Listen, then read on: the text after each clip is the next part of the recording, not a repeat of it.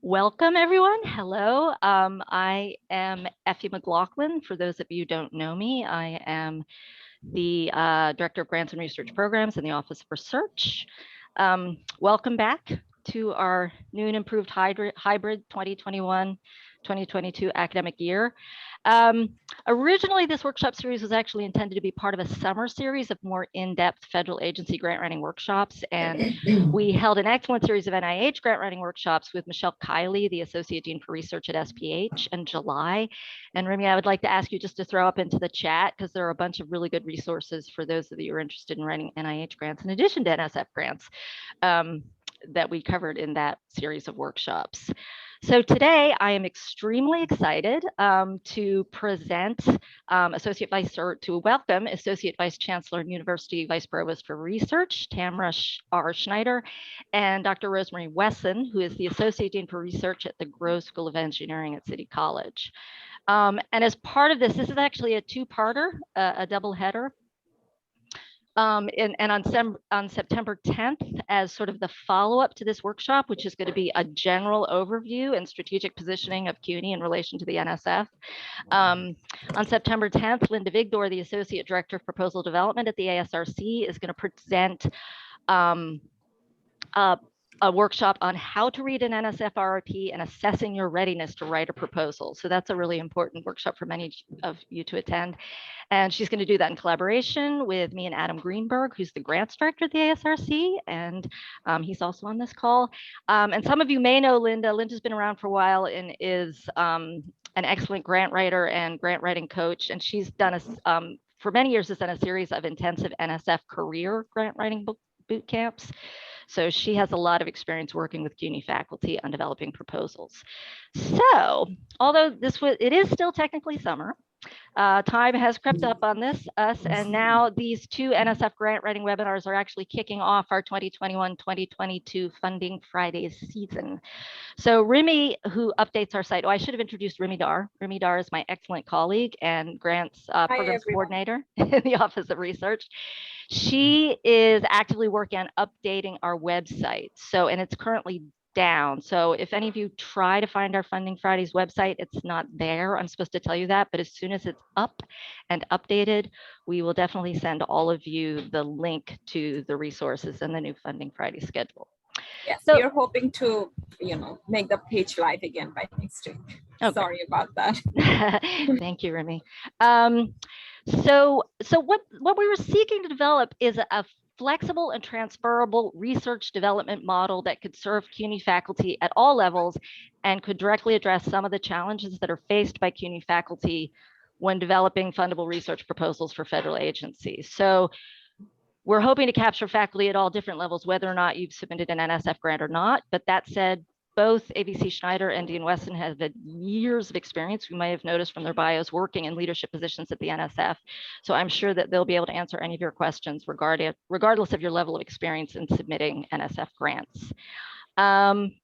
So this is also the goal of the Funding Fridays webinar series, is to create a living resource for research development support and information for researchers across the university.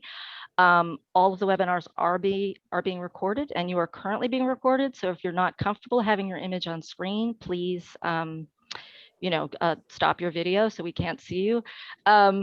And we encourage you to provide any feedback on this webinar and make some suggestions for future topics that you would like us to address. And we're very responsive. I mean, when faculty or grants administrators or anyone reaches out to us and said, we'd really like to see a webinar covering this, we make every effort to try to make that happen. So far as housekeeping goes, so the presentation, our webinar this time is a little bit longer than it normally was. Usually we try to keep it to an hour. This one we thought, because given the nature of the topic and the amount of content that AVC Schneider and Dean Weston are trying to cover, that we thought we'd make it a little longer. So the presentation itself is probably going to run about 45 minutes to possibly an hour, but there will definitely be ample time at the end to answer all of your questions, any of your questions. And my colleague Remy Dar and I are going to be keeping time, more or less, and monitoring the chat. So probably the best way to proceed, if you could feel free to type any questions in the chat at any time as we go along. And then we've done a pretty good job of being able to go back through the chat and answer your questions at the end, because there will be time at the end to answer questions. So let me just give a brief introduction of Associate Vice Chancellor Schneider. So ABC Schneider served at the NSF as the Deputy Director of the Division of Behavioral and Cognitive Sciences, as well as the Program Director of the Social Psychology Program. And before her tenure at the NSF, Dr. Schneider, I should say prior to becoming Associate Vice Chancellor at CUNY in 2018. So before her tenure at the NSF, Dr. Schneider was on the psychology faculty at Wright State University, where she served as the Assistant Vice President of Multicultural Affairs and Community Engagement. So she's a great fit for CUNY, as you can see. Dr. Rose Wesson joined the Grove School of Engineering as the Associate Dean for Research in 2015. Dr. Wesson has over 13 years of experience at the National Science Foundation in the Directorate for Engineering, and as acting director of the Emerging Frontiers in Research and Innovation, EFRI office, which some of you may be familiar with. Dr. Wesson was a member of the engineering leadership team and led the EFRI office. And she was also as a program director at the NSF, she managed both small business and academic research portfolios focused on energy, nanotechnology, and the fields of chemical and biological separations. So, and prior to her tenure at the NSF, Dr. Wesson was a faculty member in the Department of Chemical Engineering at Louisiana State University. So as you can see, you are in very good hands, and I think it's going to be a great presentation today, and please feel free to ask lots of questions. Thank you so much. So Rose, you're going to lead us off? Yes, I will start off. Great. And thank you. Thank you for everyone. Thank you to everyone for joining us today. And Tamara, chime in as need be, but we will see what we can do together here. So what Tamara and I agreed to, and what we're going to try to do during this presentation, is to talk about NSF as the organization and the proposal and the review process, as well as various research areas and special programs. And then Tamara's going to take the lead in discussing CUNY versus NSF's mission, as well as NSF's big ideas and how CUNY we can participate in that. So first, let me start off and say just the vision and the mission for NSF. And so NSF talks to, the goal is to promote the progress of science, that is national health, prosperity and welfare, and also national defense. But the vision is to be the global leader in research and innovation. So NSF has been working at this for quite some time. And I think a number of us know that NSF supports basic research and also education. Those are the milestones or the crux of what NSF supports. And when you receive an award from NSF, it's a grant, which is different from a contract. So NSF uses a grant mechanism funding approach, whereas some of the federal agencies use contracts. And the difference being not subtle, it's not, the terminology is important. A contract is something that the CUNY organization signs on the PI's behalf to say that the PI will do X, Y, and Z in this time frame.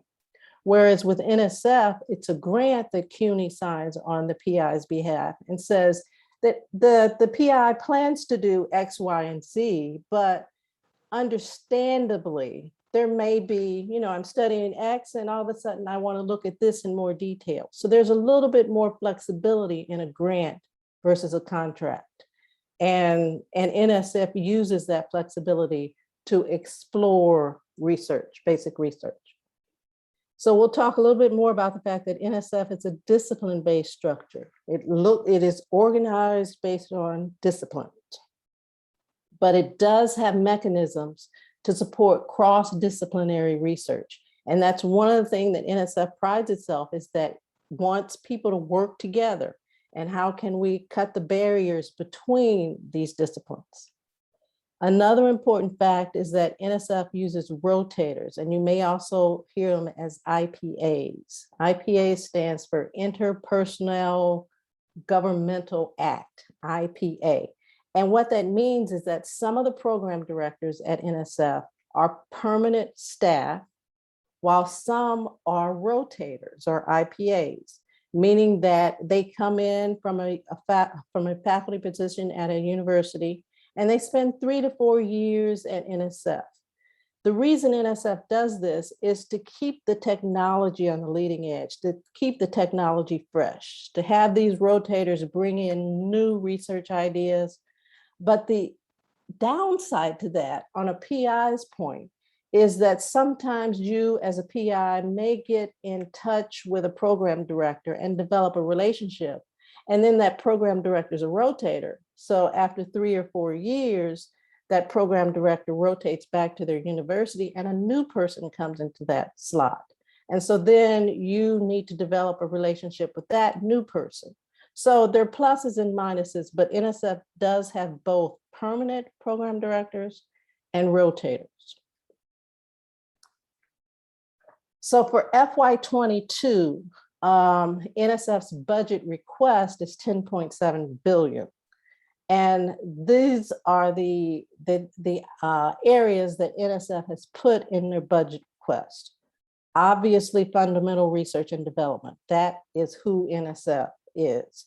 But they're also looking for FY22 to support areas of racial equity in science and engineering, looking at climate science and sustainability type of research, strengthening emerging technologies, and constructing additional major research facilities. Now, this is a request. Probably all of that will not be granted. We'll see what happens. It has not been approved yet. This is August. We'll see what happens. Hopefully, before the end of the year, the budget will be approved. And the fiscal cycle for NSF is October 1 to September 30th. All right, so how is NSF organized? This is a big slide, but let's go through it and explain each one of these boxes. So the National Science Board is a board of high-level researchers, presidents that advise the director of NSF. And NSF director oversees the various, what we call directorates. And this is where we say it's discipline specific. And you'll hear these acronyms or these abbreviations expressed. And these are directorate names. So for instance, biological sciences. If you have research interests in biological sciences, then you would be looking at the bio directorate. The same is true for computer information science and engineering. You'll see that referred to as SISE. If you have computer science research or computer information research, you'd be looking at science. Engineering directorate is called ENG. Geosciences is GEO. Math and physical sciences, be it chemistry, be it materials, be it straight math, that's MPS. Social and behavioral and economic sciences is SBE. Then there's education, an entire directorate associated with education research and human resources and graduate and undergraduate research. That's EHR. These two directorates here are basically operational. So you really would not submit proposals to the budget or information and resource management.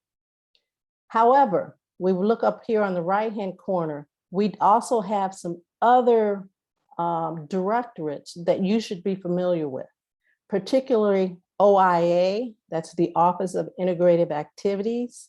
You might find the STCs, the Science Technology Centers are located there, as well as EPSCoR.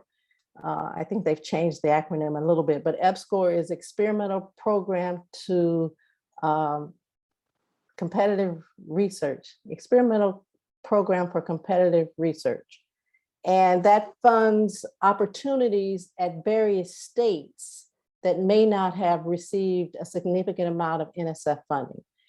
New York is not an EPSCoR state, just to put that out there. Sorry, we also have OIA, Office of International Science and Engineering. That's a very important directorate too.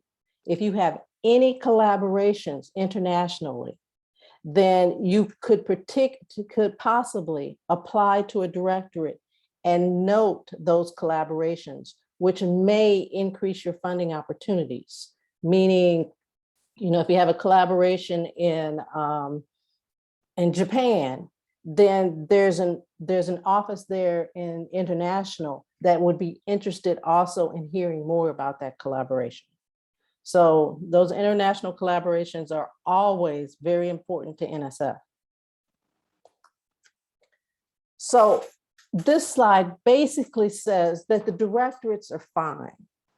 Everybody can see on the website the directorates, but what people really ought to be interested in is, and I had this slide initially, it's drilled down, but maybe that was a little too, but you want to go into those directorates and find a specific division. So for instance, this is just an engineering example because that's what I'm most familiar with, is that the directorate is engineering. But then you want to look in engineering, there are various divisions within engineering. So you as a PI have to go to the website and do their homework. Look into the various divisions in a directorate. And once you find out a division that seems like a home, you would look into the various programs.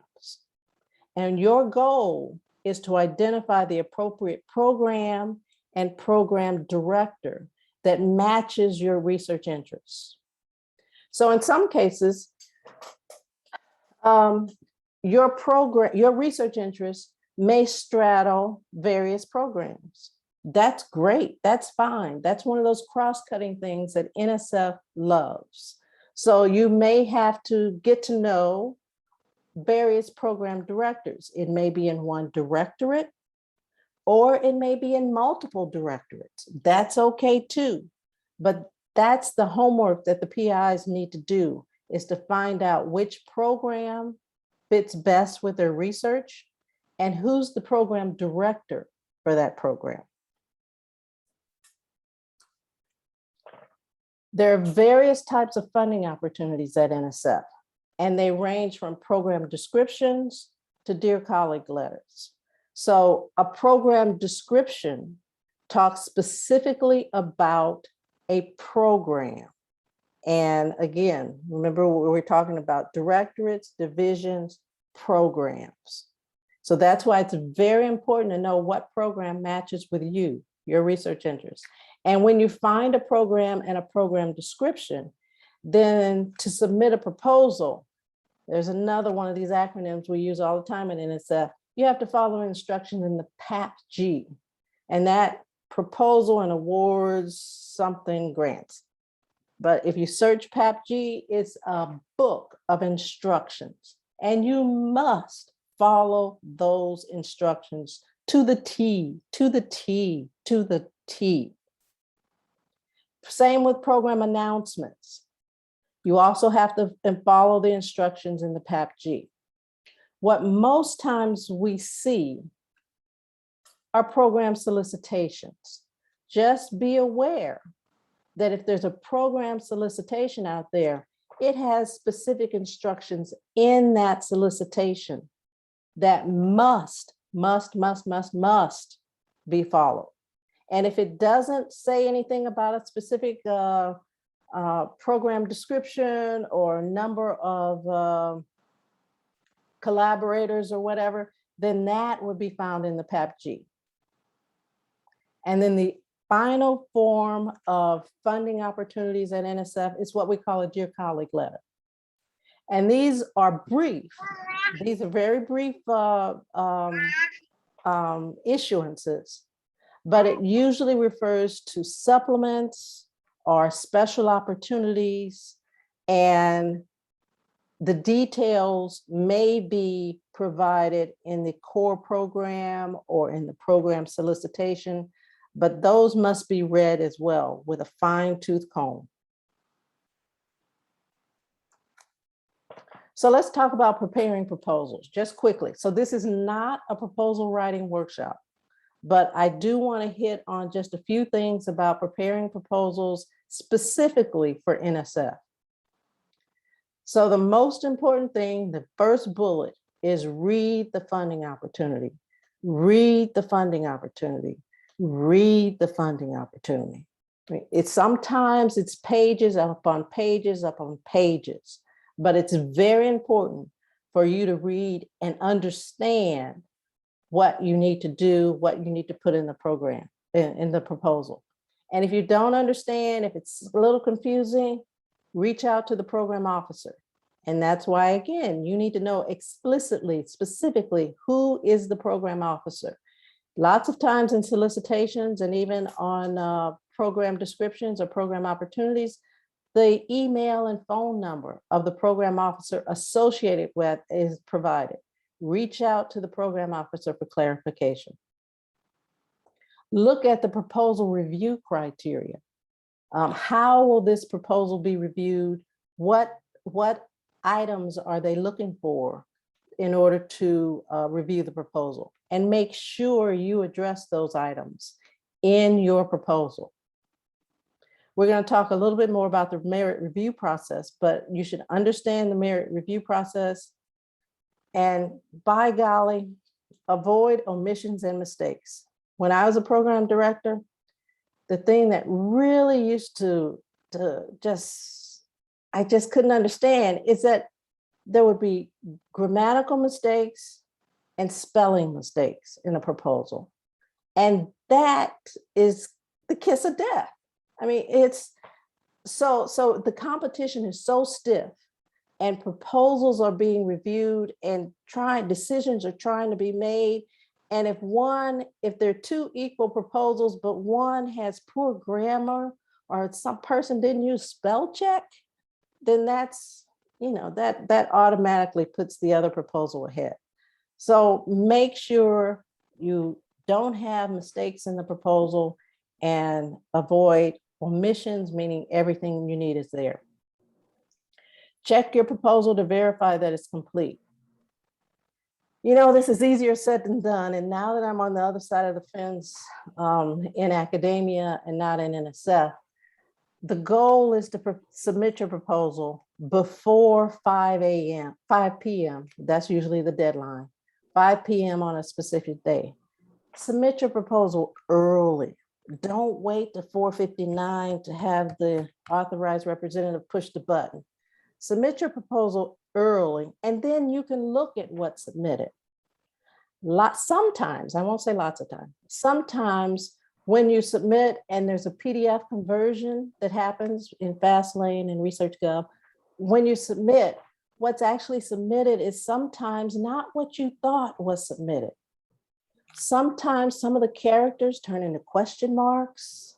Some of the phrases turn into gobbledygook. So you want to make sure that you have time to review what is submitted before the actual deadline. And if you do submit earlier and you notice there are some mistakes, you can correct those mistakes and resubmit.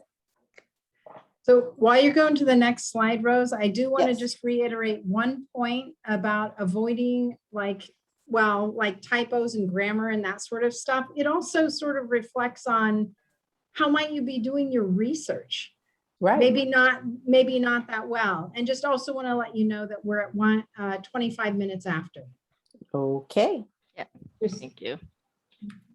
Keeping us honest. So what happens after you submit? There's a program director, there's a program officer review. Now I use director and officer interchangeably. Program officer, program director, same person. But the review takes place to make sure that you've submitted everything in a timely fashion and that you've conformed to the requirements. So you don't want all that hard work to go to waste. You don't want the proposal returned without review because it was late or it was incomplete. So make sure that everything is right before you submit the proposal. And then the last bullet here says, you want to submit to the right program. You want to have done your homework such that you don't want the program director to have to shop around, where does this proposal fit? You want to make the decision where the proposal fits. The merit review criteria shown here, it's basically intellectual merit and broader impacts. I'll say a little bit more about that. Intellectual merit being, how strong is the topic? How important is this topic? Is the team qualified? Is it creative? Is it transformative? Do you have access to the resources that you need to do this work? The broader impacts, have you looked at the diversity? Who cares about this proposal other than you and your institution? Is society going to benefit if we fund this work? Are there diversity issues? Is there dissemination? And people would ask, what's more important? Is intellectual merit more important than broader impacts? And my response is generally, they both are important. The competition is so fierce that you have to have both well written and well thought out.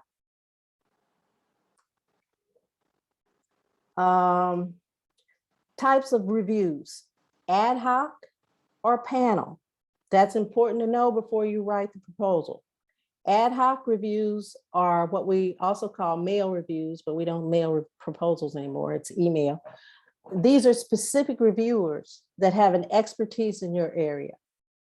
And a panel, on the other hand, might be 5 or 10 reviewers that are good in that program, but may not be experts in that area.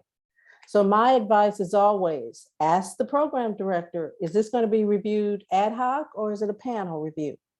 That matters how you write it. If it's an ad hoc proposal, then maybe you don't need as much background information because all of these people will be experts. But if it's a panel, there'll be a wide range of expertise. They all will be specific and related to that program, but you may need to put a little bit more background information in that proposal.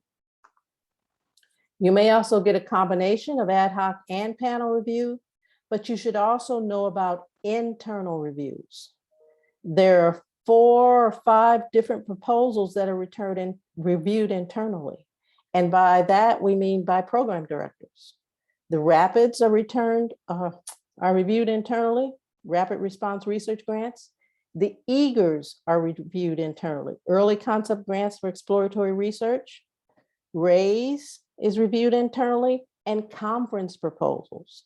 Anything, now here I say under 50K, because that's for a program director to approve, but anything under 100K is reviewed internally because it may be other program directors reviewing it as well. So know what type of review you're going to have. Reviewers are usually selected based on their expertise. Lots of ways, sources for reviewers, but what you should be concerned about is how can you be a reviewer? How can you come up and do a review? What I would suggest is that you introduce yourself to the program director. That's another reason you need to know who's the program officer, who's the program director in my area. Send a 2-page CV and stay in touch. Program directors have a lot on their plate. And you might send this information in and weeks go by and you don't hear anything. It's not that they don't like you or that you may not be a good fit. Try again, send the same information, remind them. It may take a couple of iterations, but you have to be persistent. Funding decisions, the panels or the reviewers make recommendations. The program directors then look at their program goals and portfolio considerations. And the division directors are the final ones that concur or reject a program officer's recommendations. When you get your reviews will either say excellent, very good, good, fair, or poor. You want to be in the excellent, very good category. The good, fair, and poors are not too good. So generally, you want a proposal that has reviewed either excellently or very good. You'll also get proposals and weaknesses relative to the intellectual merits and the broader impacts of the proposal.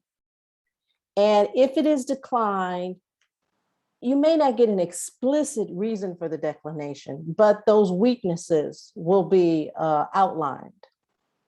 So what we recommend is that you wait a couple of weeks. Sometimes this is kind of harsh. Sometimes it hurts. You know, you thought you had such a good proposal and that didn't work out. That's not unusual. So digest it, think about it, and then give the program officer a call, because the program officer may have additional insight. If you're not funded, you can revise the proposal. And Tamara and I had a discussion about the resubmission term. You have to revise it. You can't submit the same thing. No, no, no, no, no, no. You have to have substantial revisions to a proposal. But you can also contact the program officer to make sure you're addressing the weaknesses that were outlined previously. I'll just talk about a couple of cross-cutting opportunities that I think CUNY, we can do a better job and take advantage of. We don't, in my opinion, offer our graduate students the GRFP opportunities. So these are 5-year fellowships that include 3 years of financial support for graduate students who are doing master's or doctorate degrees. And the deadlines are in October, but most people think that these opportunities are available for seniors in college, that you apply your senior year and then you go into graduate school. You can also apply the first year of your graduate program. So the areas are life sciences, computer and engineering, materials research, psychology, social sciences, education. And I can't see the bottom of my slide for that other one, but the one that's due on October 22nd.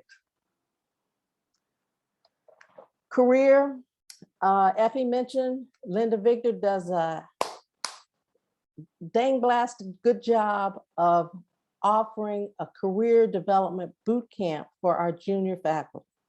And when Linda says boot camp, it is literally a boot camp, meaning they work in that camp. It is not a picnic. You write, you rewrite. By the time you submit your proposal in July, it has been vetted. It is, and Linda's done a great job in increasing the career awards throughout CUNY.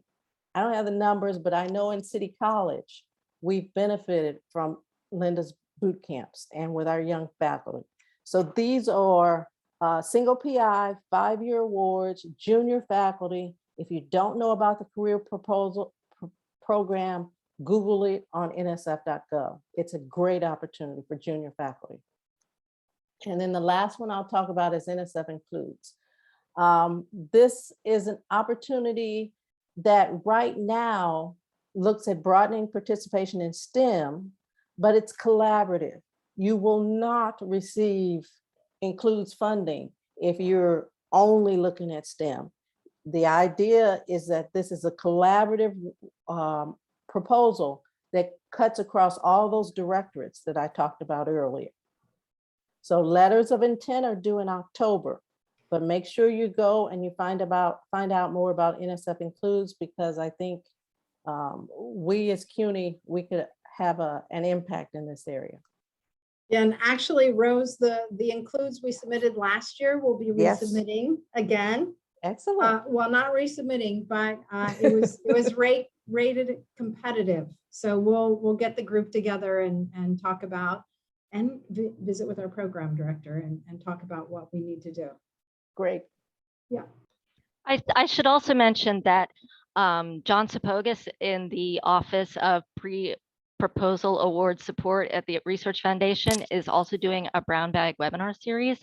And he and Josh Brumberg, the Dean for the Sciences of the Graduate Center, are doing a webinar on the Graduate Research Fellowship Program that Rose mentioned. Right. So if any of you are interested in that, you should definitely attend that. And I believe it's actually coming up. It's in September. It's actually the end of this month. So check that out. Great. Sorry. Go ahead, Ron. Thanks. Rose. So other opportunities, there's a re-entry to active research program. So if you've taken some time off and your research is kind of stagnated a bit and you're coming back into the academic world, you can get funded to do that. Career life balance supplements, these are supplements to awards. So if you've had a baby, male or female, if there are career life balance issues that you have to deal with and you have a career award, there are supplements that you can apply for.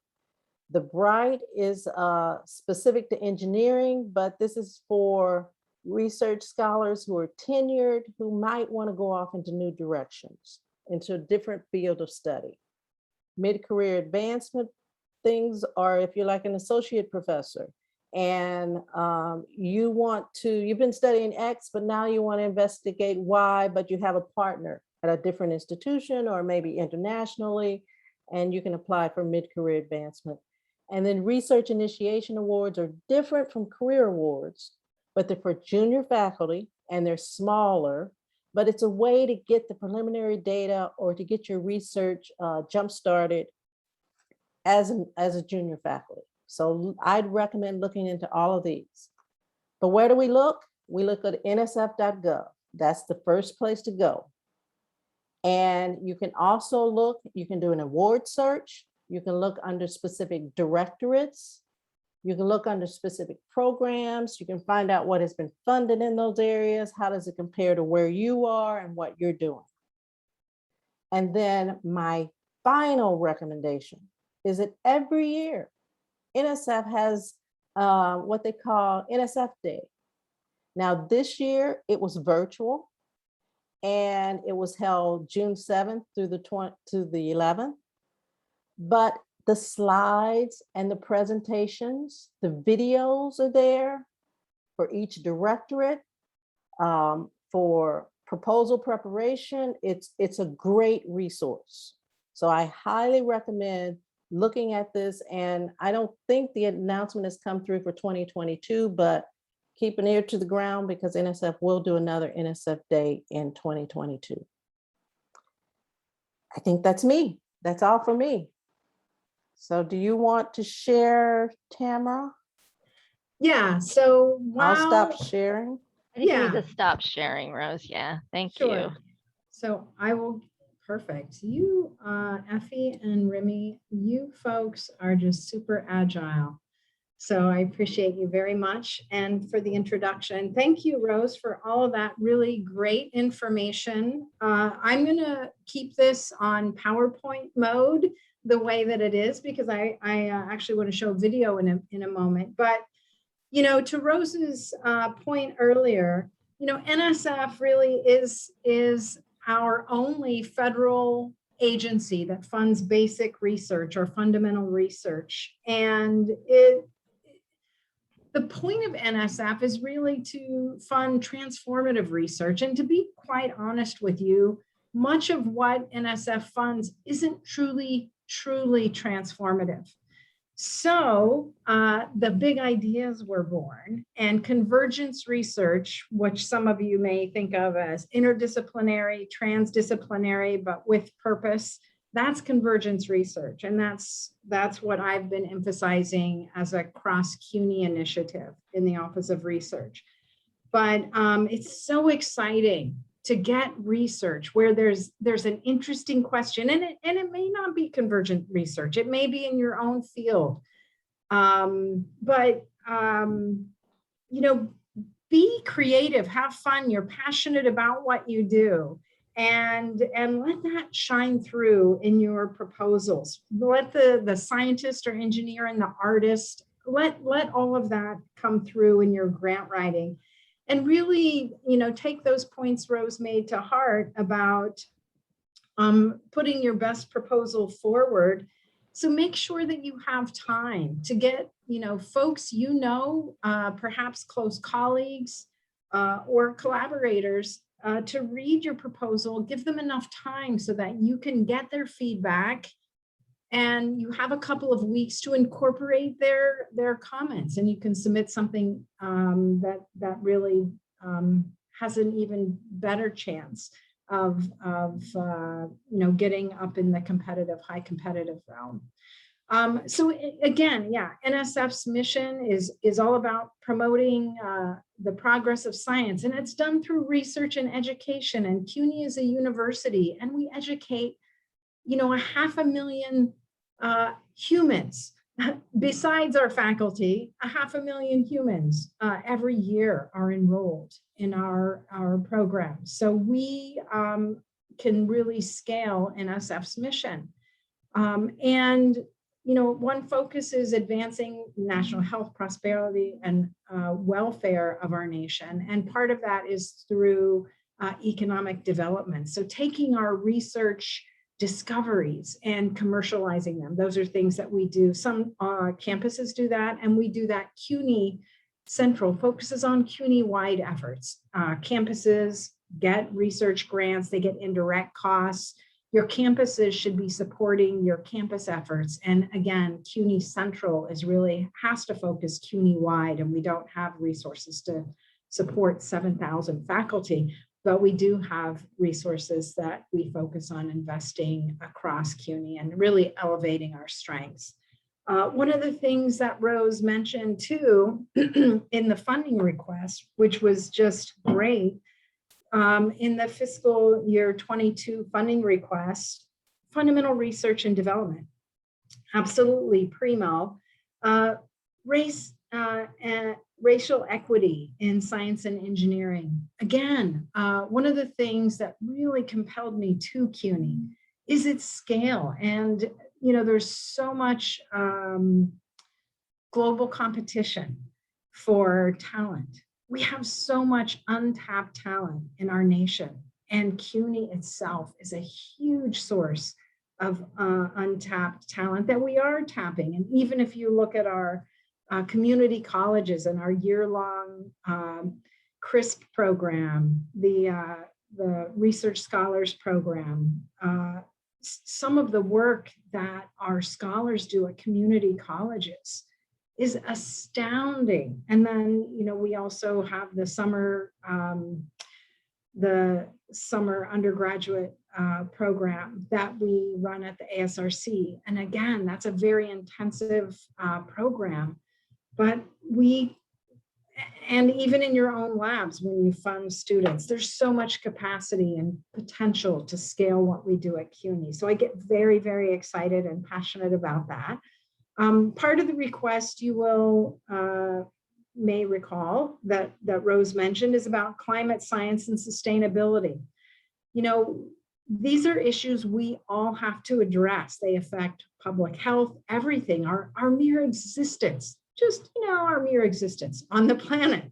Are we going to stay, or are we not going to be on this planet? We have got to do something about it. And that's also related to securing the national defense, in addition to, securing our system. So Rose also mentioned the facilities requests, and certainly there's LIGO. We have huge facilities in different countries. We have huge ships. These all cost money. And how do we get Congress to say, we are going to appropriate monies to what you do? What you do is worthwhile. And how do they know that what we do is worthwhile? Part of that is by clearly explaining to the public, which is Congress, what are the broader impacts of our work? So that's partly where the big ideas come from. And I'm actually going to skip this slide in the interest of time. So in 2017, really, so in 2016, the former director of NSF, France Cordova, was talking about these 10 big ideas, but she actually launched them in 2017. And so there are 6 research ideas, and then there are 4 process ideas. But in these research ideas, since 2018, $30 million has been dedicated to these. So you may have a program that's relevant to your area of research. By the way, NSF is not comprehensive. They don't fund every single discipline in the world. So you may not be able to get NSF funding for the work that you do. But to the extent that you can link what you do to some of these programs, you might be able to be on a team that gets funding. For example, there were some in our very first year, there were some performance art folks that were linked to a project in work at the Human Technology Frontier, which is something that I spearheaded, actually, the 2018 solicitation and going into the 2019 solicitation before I rotated out. So there are dedicated monies above and beyond just for these areas.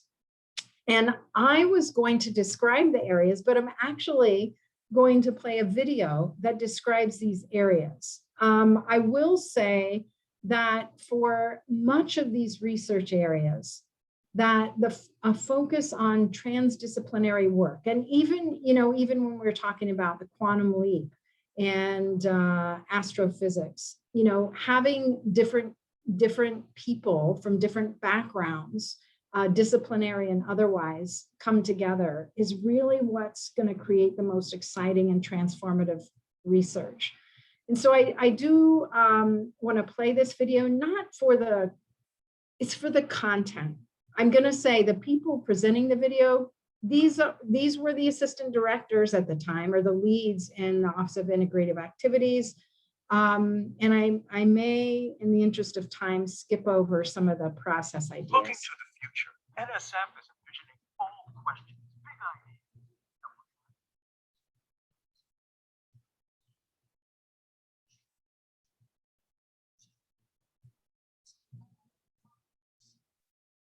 So you're skipping over some things here, Tamara, is that what you're doing? Because we can't actually hear the video.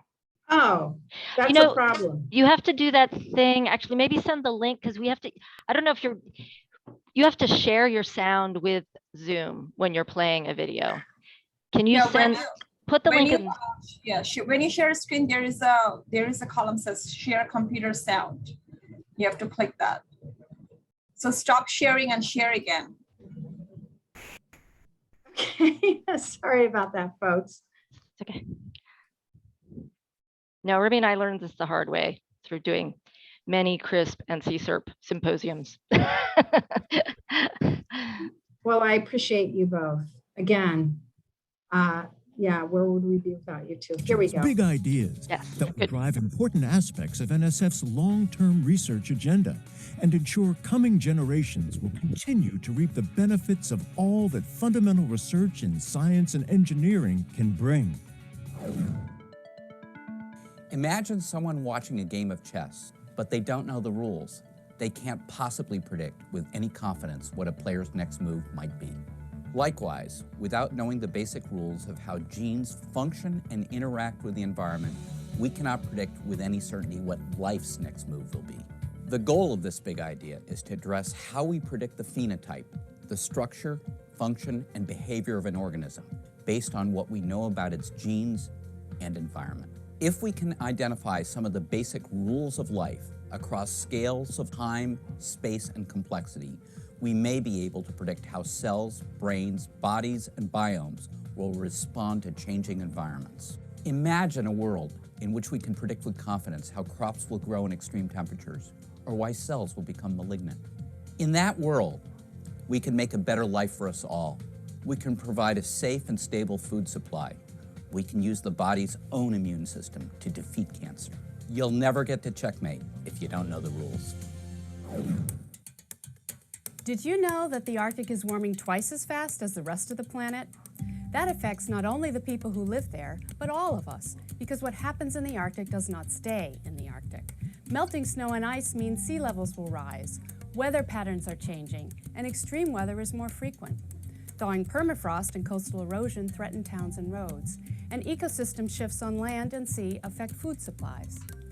The warming Arctic also means more access for shipping and tourism, and to resources such as oil, gas, and minerals that are important to our economy and our national security. To get a handle on these rapid and widespread changes, NSF will lead by accelerating the pace of Arctic research and developing an innovative, interconnected observing system that engages Native people and the public. NSF and our federal, state, and international partners are committed to working together to acquire the data and predictive capabilities urgently needed to navigate the new Arctic.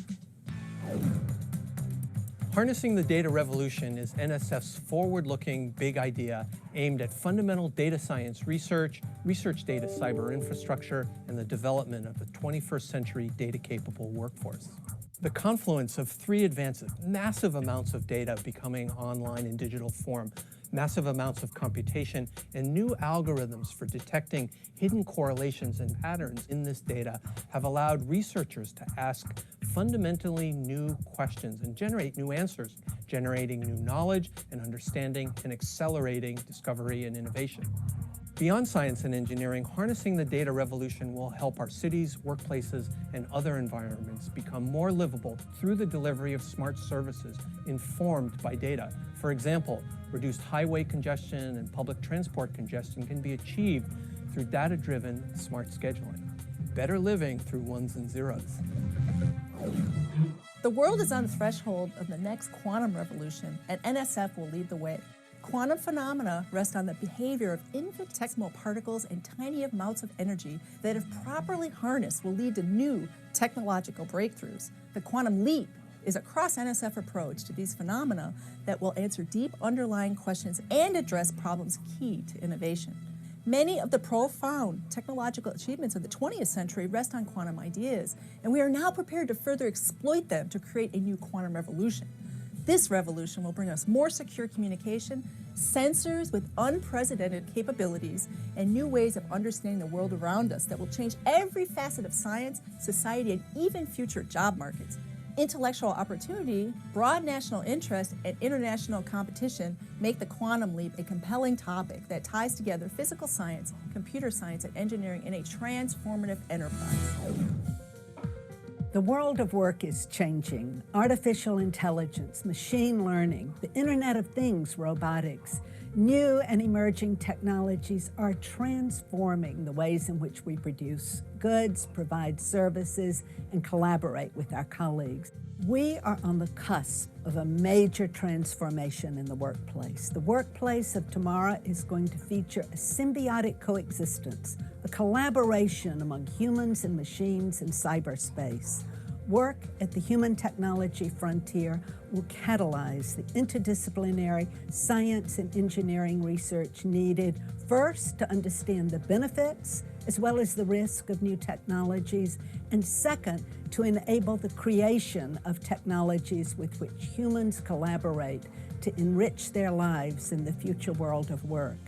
Today, we have a unique opportunity to actively shape that future, to use technology to improve the quality of work and ultimately to increase productivity and economic growth.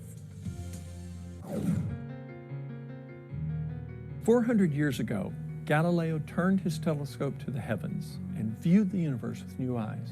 Today, we have come to a special moment in viewing the universe. We've learned to observe across the electromagnetic spectrum from radio waves to gamma rays. And now we are ready to look in fundamentally different ways with a powerful collection of approaches enabled by NSF. Just as electromagnetic radiation gives us one view of the cosmos, particles such as neutrinos and cosmic rays provide a different view, and gravitational waves yet another. Each of these messengers comes through a different window and reveals aspects that are invisible in the others.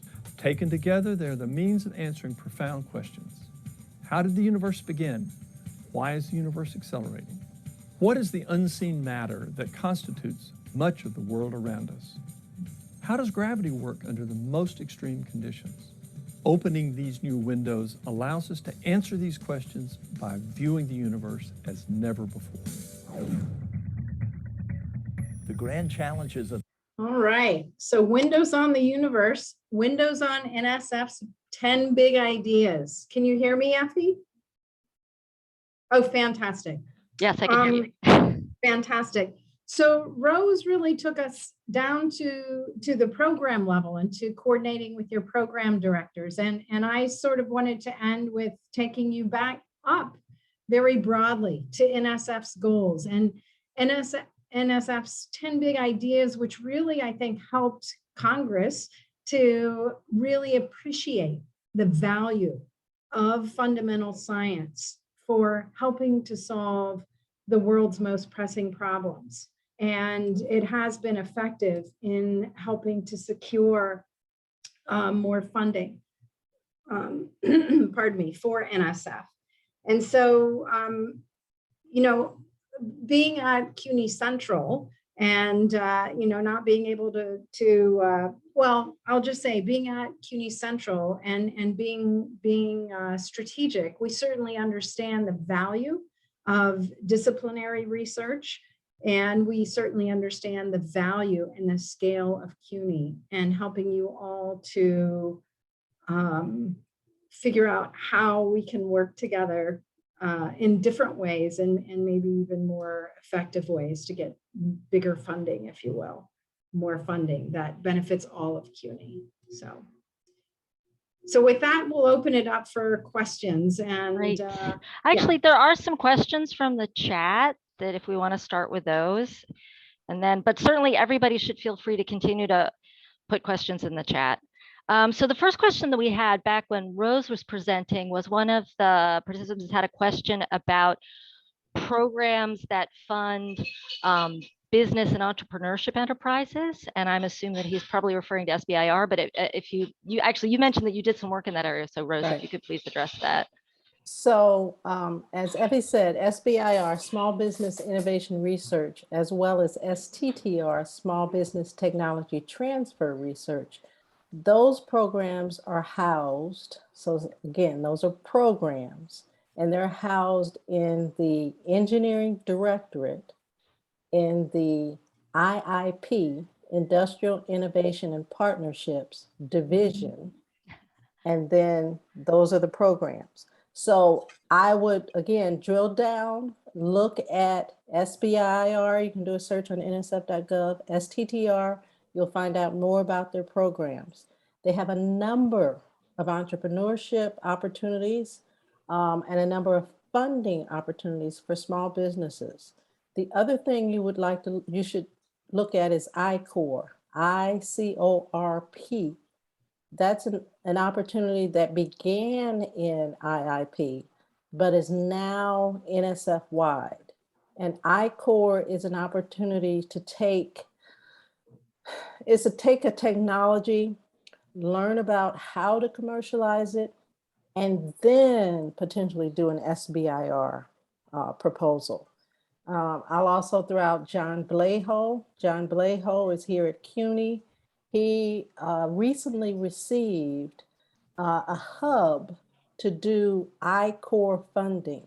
So if you're interested in business and entrepreneurship, you should also contact John Blejo, Blaho. He's here at CUNY. Yeah, he's actually, thanks for that, Rose. In fact, that's historically the biggest grant. It's a regional ICORP hub. And yeah, so John Blejo's in the CUNY Central Office of Research.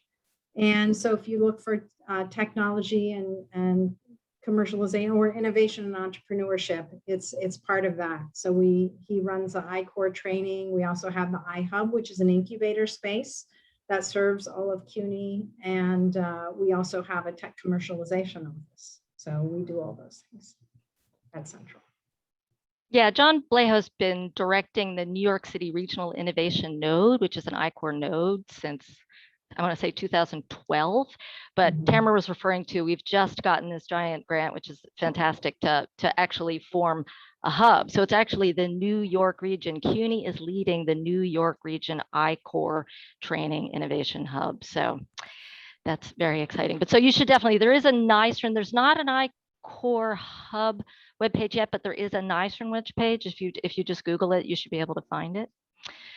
So to get to the next question in the chat, well, somebody had asked when is the next boot camp, and actually the career boot camp rather, and Linda Vigdor did respond saying that there'll be a fall boot camp, General 101, to be announced in the next week or two, and the career boot camp starts in February or March.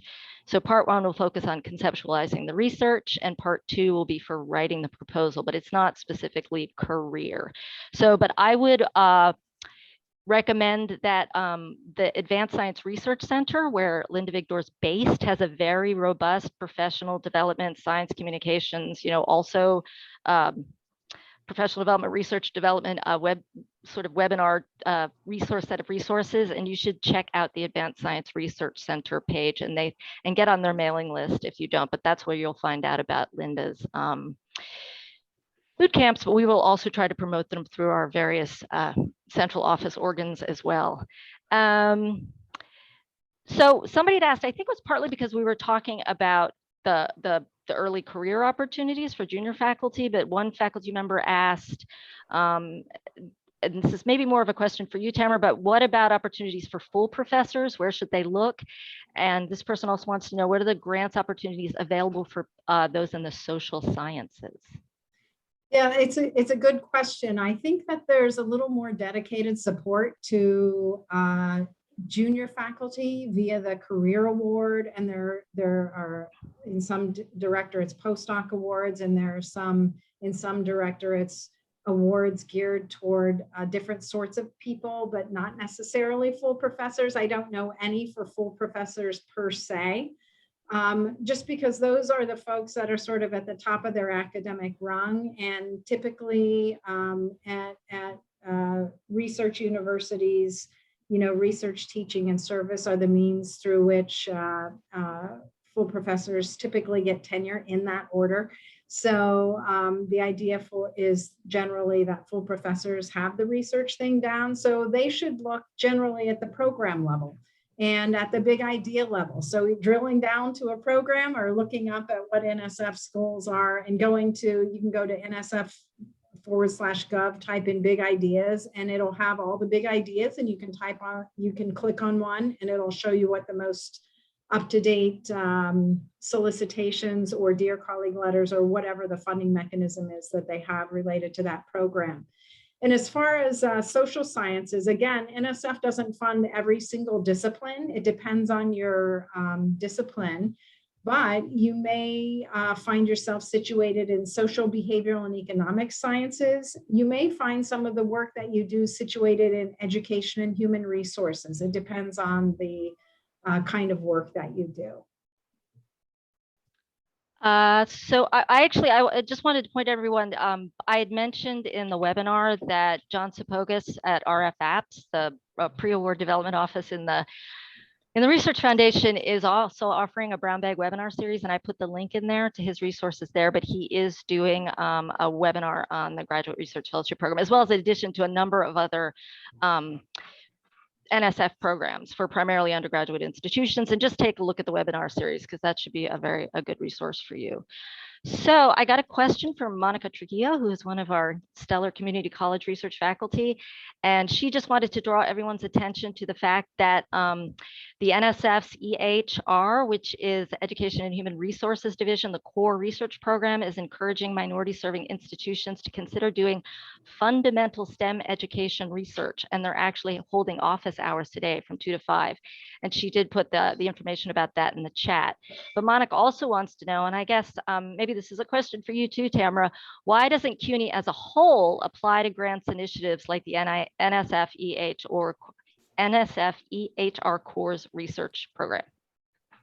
Yeah, so I think we are building capacity in the Office of Research to start thinking about what some of these bigger center grants are and who can lead them. So Monica, I would encourage you to email our new university dean who came on board just recently, August 9th, Delaram Karabai, and she again just joined us, but in the research development and programs division.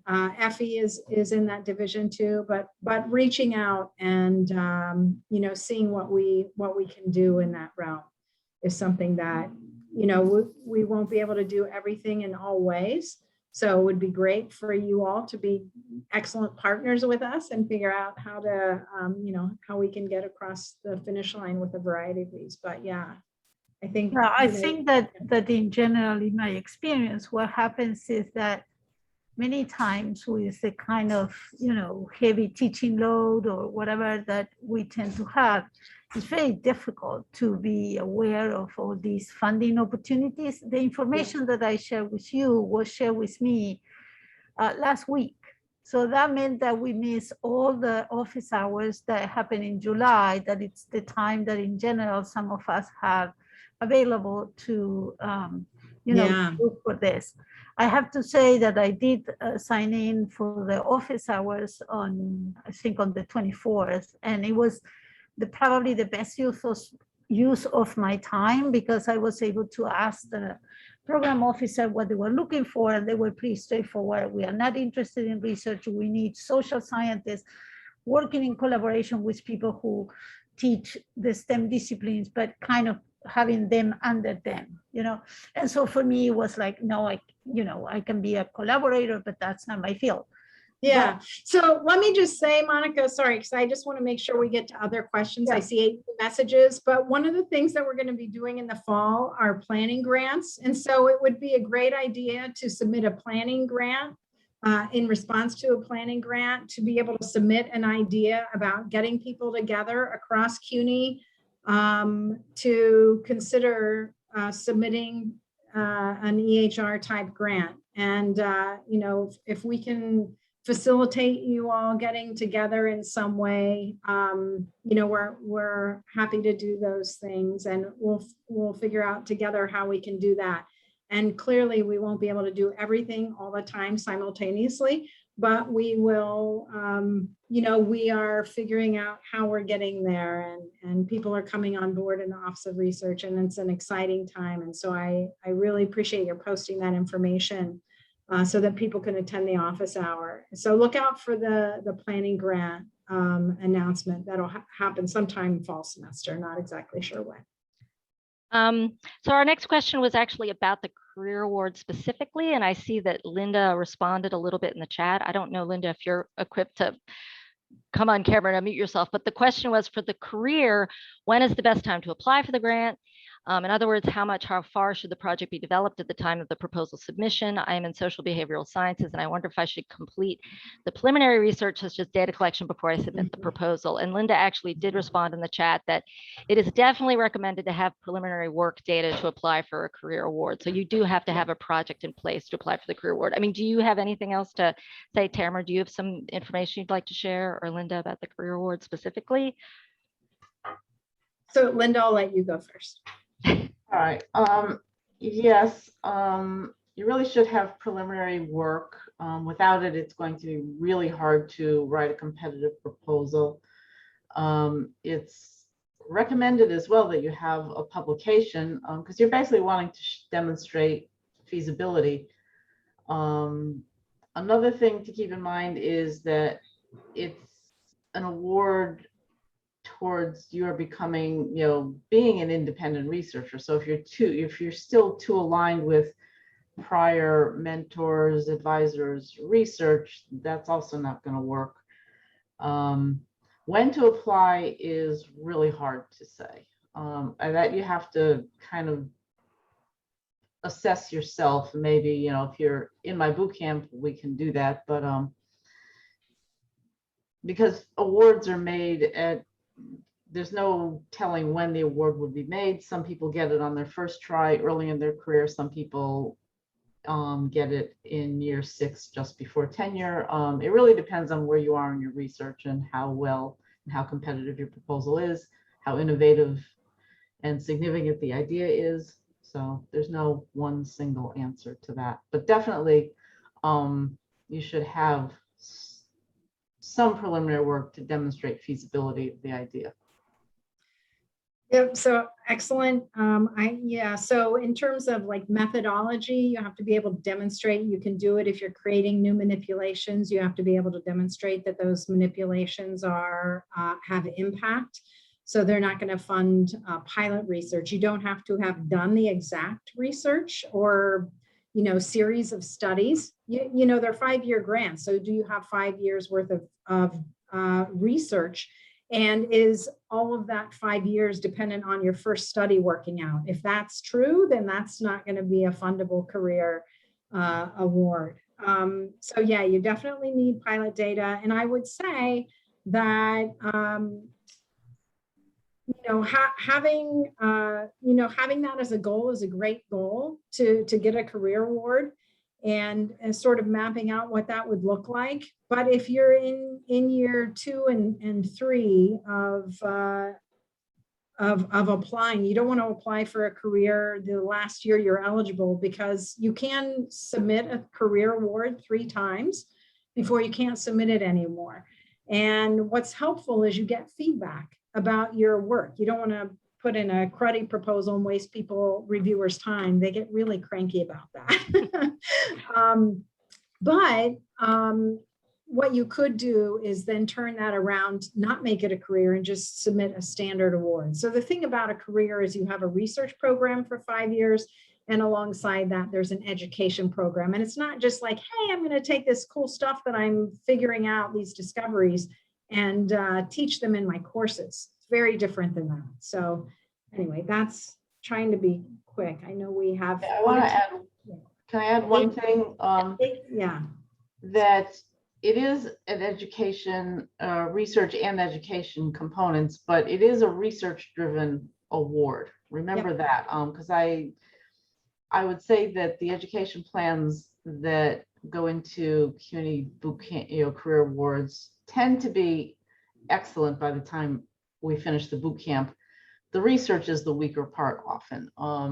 And I'm starting to think there's a misconception that because education is part of it, that people think that it's a more important part than it is. It's probably about 2/3 research and 1/3 education. So the research has to drive the proposal. Great. The education plan has to be strong, but it can't be the driver of the proposal. Great. Thank you so much, Linda. And look out for Linda's actually. Can I Yeah, say of one course. more Yeah, thing? of course, Rose. Please do. Remember those research initiation awards as well. Not in every directorate, but check your directorate to see if they offer research initiation awards. That's a way to get preliminary data. And prior Adam, to submitting a career. Sorry. And Go ahead. Adam did put in the chat, Adam Grieber put in the chat the link to the ASRC program. So if you could all refer to that. So the next question I actually think is for you, Rose, because you talked a bit more about this, but it says, my question has to do with the review process. I've had a number of proposals that have been reviewed as competitive, but we can't seem to push them over the threshold despite speaking with the program director and incorporating the feedback. Do you have any advice? So the advice is that your proposals, one, have to be, as I said earlier, good in all areas. Now, if you've addressed the reviewer comments and resubmitted the proposal, I would suggest that you also have other people review the proposal to make sure that you are saying what you think you're saying. Because in some cases, we know our work so well that we can write it, but we're not necessarily conveying the importance, conveying the transformative nature, conveying the impact to others. So if you can have somebody else review it and provide feedback. I know that also John Sapagas' program, they also do internal reviews here at CUNY prior to submissions. So that would be my recommendation. But, you know, receiving NSF funding is not easy, and it usually takes multiple times. Can I just mention too, so that you're getting competitive, these are being evaluated as competitive. Clearly you're getting some good stuff across. You're meeting with a program director, and it may be, and I don't know how you feel about, you know, just, or how your program director would be. But honestly, just asking for honest feedback. Is this idea not as transformative as I'd like it to be? Do you have ideas about how I could make it more transformative or more exciting? So part of the grant writing is taking your good idea and making people really excited about it. I don't mean that you're not doing that already. But there may be other things, and just, you know, hearkening back to my whole year that I was a program director, you know, there are some proposals that just aren't going to get funded because they maybe are incremental. They're not really addressing where the field needs to go or contributing in a way where we want to take a field. I'm not saying yours fits in that area, but if you could have a blunt conversation with your program director, I will say after you've submitted an idea, you know, a third time and you're not getting funding, it's probably the idea. It's probably that the idea isn't maybe cutting edge enough. And is there something else that you and your team could do to tweak it in a different way? There actually was kind of a follow-up question to this question, which I think that any of us that submitted an NSF proposal have experienced. And I don't even know if there's an answer to this, but the question is, with each revised submission, there's a new panel of reviewers. What one panel likes, another panel might review, you know, reviews as a weakness. How do we address or deal with what seems to be some randomness built into the review system? Yeah, and this is actually not unique to NSF. It's, you know, also my pet peeve with NIH. One of the beautiful things about NSF, though, is program directors have more, I don't know how to say this well, but they have more capacity to recommend proposals. And so if you have the same program director and you've talked with that program director and you're trying to incorporate their advice, they can really help you. And it may be that a new panel, you maybe have a couple of new members. Typically, there will be core panelists on board over a course of years, and then they're adding new panelists over the years, but you may have that mixed with ad hocs. But typically, you might have some new panelists that come in with some maybe more cutting edge ideas in that area, or maybe they just have pet peeves and they're not in that area. And so it really is your program director who can help you to understand and interpret what the things are that you need to address. And I will say those panel summaries are really important because you can get a single reviewer who has pet peeves that are just off the mark. And so it's really important for NSF to look, what is your panel summary? That highlights the major strengths and the major weaknesses that you really need to address. You don't want to go in and address every reviewer's concern per se, but that's a conversation to have with your program director. So I hope that was helpful. I don't know if you have any. So if I, go ahead. So yeah, sorry. When I would get this question a lot as a program director, and at least in engineering, what we would say was that you want your proposal such that whomever reads it will find it outstanding. And that's very difficult. But it has to be of that quality that when panelist A sees it or panelist B sees it, because as you know, the panelists do rotate. And at least in engineering, you may have 5 or 6 new panelists. They're not the same as that they were the last time you submitted. And so you have to write the proposal such that anyone who reads this can say, this is fantastic, because that's the primarily the reason it will be funded, because the competitive proposals are usually good, but where you want to be is the highly competitive proposals. And those are the ones that generally get funded.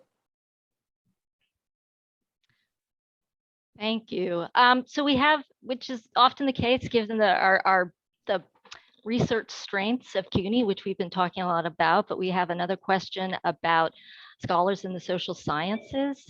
So it says, what is your advice for scholars in the social sciences to be successful in their NSF proposals? I'm interested in racial justice from a colonial perspective. Is it something that you think NSF would be interested in? And actually, Linda did respond with a sort of a follow-up comment where she said, for scholars in the social sciences, the best way to see if your idea is a fit with NSF program is to contact the program director, which is sort of what both you and Tamara and Rose have been saying all along. But do either of you have any target advice or pointed advice specifically for faculty in the social sciences? Yeah, absolutely. I think, write down a one-pager of your idea. So that should include sort of what the contribution is to an area, what your hypotheses might be, what literatures you're drawing on. Just again, a one-page sort of idea. What are your methods that you're going to use to engage in discovery? What are the broader impacts? So it really would be like your project summary. And so you can go in the PAPG that Rose mentioned earlier to see what are the components of a project summary. But basically, you want to share that with your program director via email and ask if you could set up about a half an hour to see if that's something that would work with their program. They may take a look at it and say, this isn't our program, but it's another program. So you want to go into the directorate, you want to see what those core areas are. So, it's not something you would submit to the program director for cognitive neuroscience or even in behavioral and cognitive sciences. It's probably, maybe it's related to sociology, maybe it's nothing that NSF funds, or maybe it's something that you can tweak that fits in a program, but they will know if you are not speaking from their literature. They're really looking to contributions to those literatures and taking the field forward into the future. So yeah. I want to add to that. So I want to change my answer a little bit, that there's some preliminary work that I recommend that you do, and that is actually to look at the NSF website and look at those programs and read sort of the mission statement of the specific program and read that closely, or if it's a specific solicitation, read that closely, because they will actually give you some really good insight into what that program is about. And Definitely. so, yeah. So this is a step that PIs tend to overlook somewhat, is actually study the NSF website and see what those programs really are.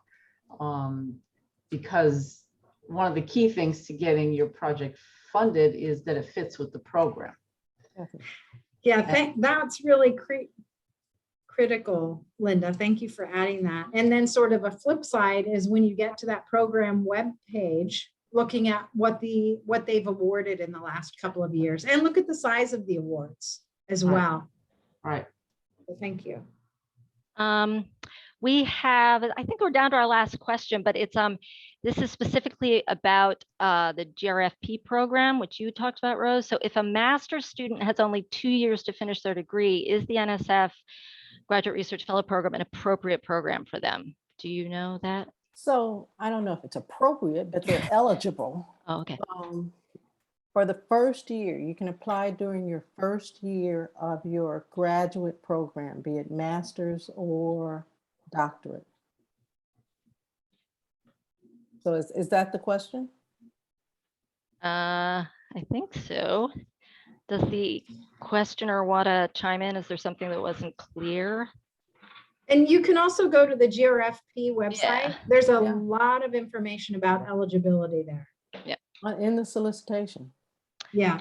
So we're almost at time. It's 2:25. I think we're actually at the end of our questions. There were a bunch of questions. A lot of people are now super interested in Linda's boot camp. So she's going to be posting that soon and put the links up a couple times.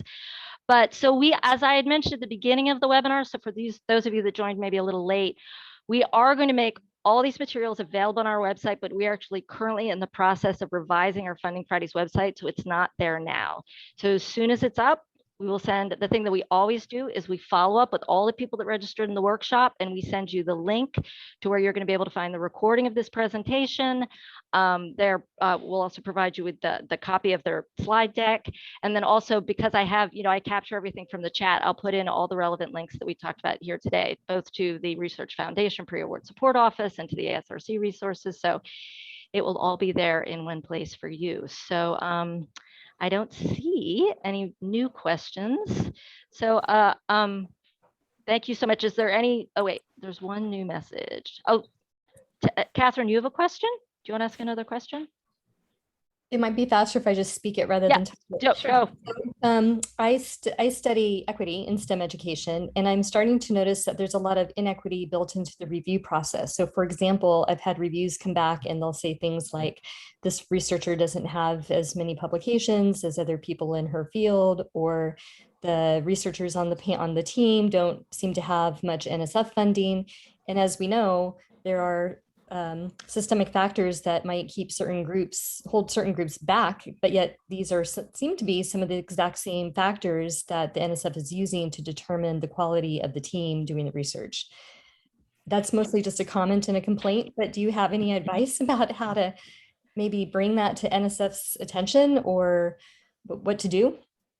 Yeah, I would actually talk to the program director. I don't think you wouldn't if everything else, like Rose said, if everything else told a compelling story, that wouldn't be the thing that blocked you. But it may be, having other colleagues take a look at it, so that maybe that's like the most irritating point about it. And then, it gets funded. So yeah, it's like, how do you get your foot in the door? And once you have your foot in the door, your foot's in the door. But it's breaking through that barrier. But I would talk with your program director and say, how can you make that be the most annoying point about your proposal? What are the other things that you could address? It's a great question, Catherine. It really is frustrating to try to get your foot through the door.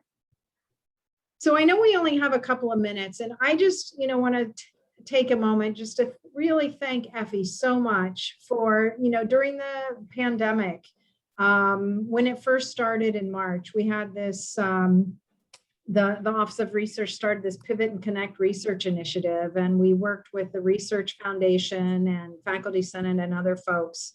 And Effie really ran with this idea to really collaborate with all of those folks and do this Faculty Funding Friday webinar series, and just starting it up again this year. I think it's just going to be a practice that we engage in. And Effie, I applaud you. I appreciate your want to help your colleagues across CUNY to, situate themselves in the funding world in better ways. And Remy, I'm indebted to you too for making this go off without a hitch, and anyway, just yay to you. Appreciate you. And getting people like Rose and me, who I didn't know I had an hour and a half free in my schedule, but here we are. Well, great. Well, thank you so much. And you look out for an email for us with all the materials, and have a great rest of your day. Thank you, everyone.